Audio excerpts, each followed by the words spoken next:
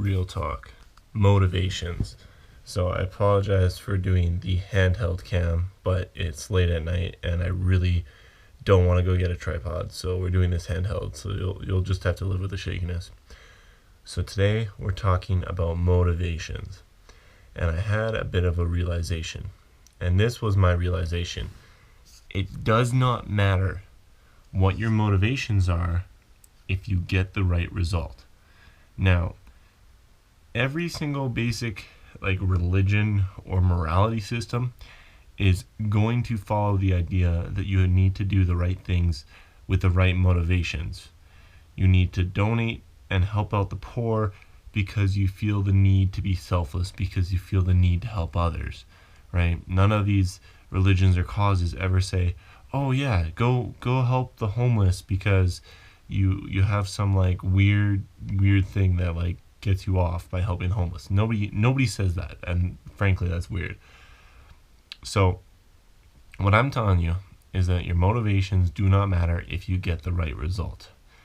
And this is what I've kind of realized, I guess, in the past couple of weeks, is because I've gotten myself into a much better situation. So when I did my last couple of talks or whatever, I didn't sound terribly happy. I had the dealing with injury and everything, and I was going through a lot of shit. But I had a moment tonight where I stopped and I thought, everything is working out well. Everything is going the way I want things to be. I'm getting the things done in my life that I want to get done.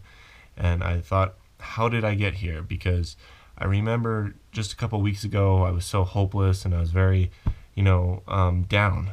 And I thought, well, how did I get to where I am now from where I was? And that's when I realized that I've done some things for the wrong reasons, but I got the right result. And that's all that matters.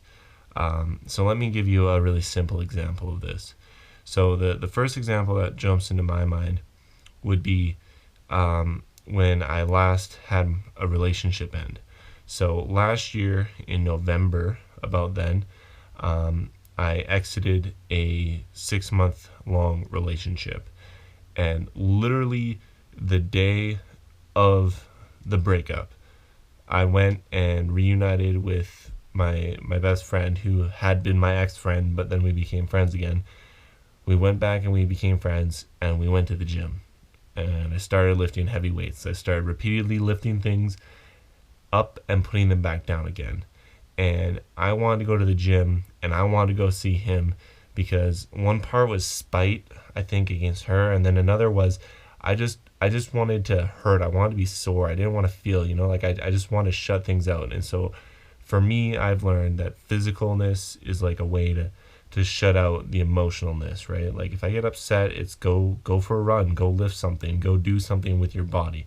And that can be healthy, but you can also see why it's doing the right thing for the wrong reasons, right?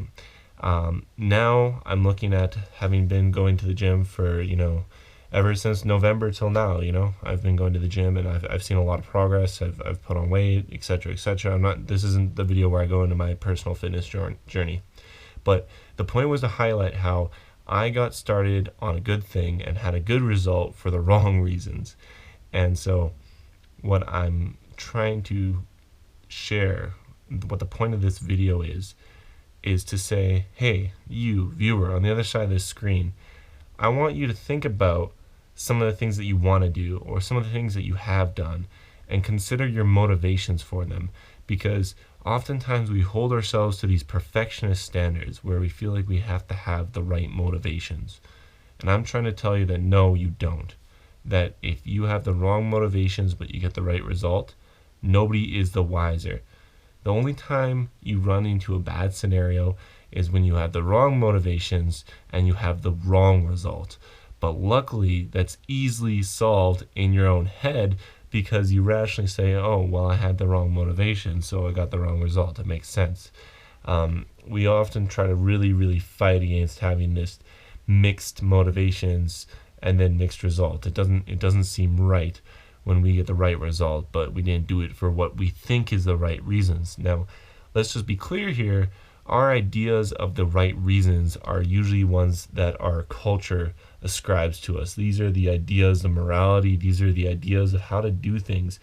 It doesn't seem right that you should not adhere to these common practices everybody else does, but get the right result.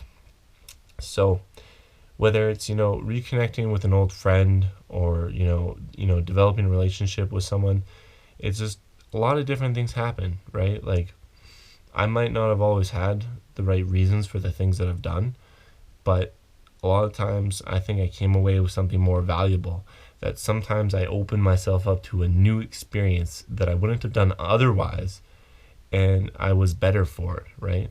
So don't come down so hard on yourself for your own personal motivations, because I think this one you can ascribe to religion. Is religion always likes to say the only one who can judge your motivations is God himself. So whether you're religious or not religious, either way, just let it be known that the only one who is capable of judging your motivations would be the deity himself or herself.